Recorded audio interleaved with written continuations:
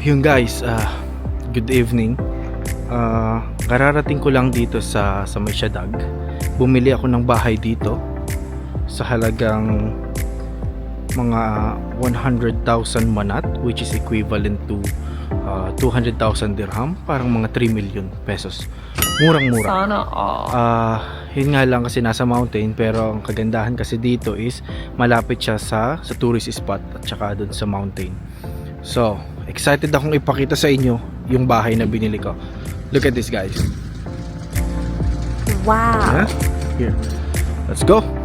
So, yan yung bahay na binili ko. At ito nga pala yung katiwala ko habang wala ako dito. Ito yung gate. Actually, pinagawa ko lang tong gate na to dati kasi wala. Yung pinto. Dito wala pa akong naisip ko anong ilalagay ko dito eh. Yan, generator. Ayan siya guys. Ganda.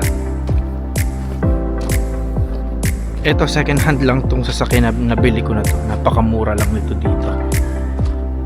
Luma na siya pero maganda pa rin yung engine niya. Oh yes.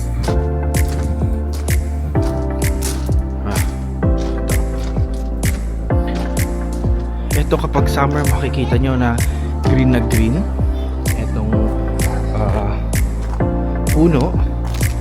Tapos itong Christmas tree dito. Tunay to guys na Christmas tree. Hindi siya plastic.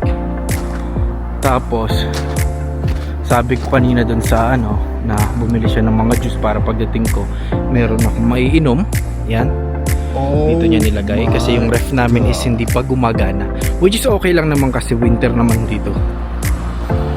Yeah. Tapos mamaya magba-barbecue kami.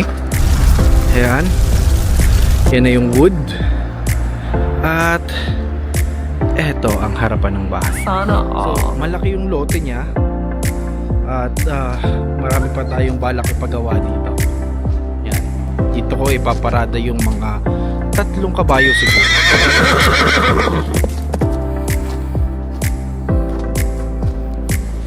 Ito. Yan. Makikita nyo yung asawa ko.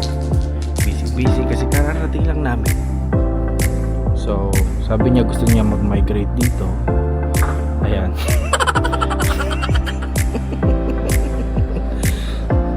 Pero sabi niya ayaw daw niya magplansya ng ganyan maraming damit.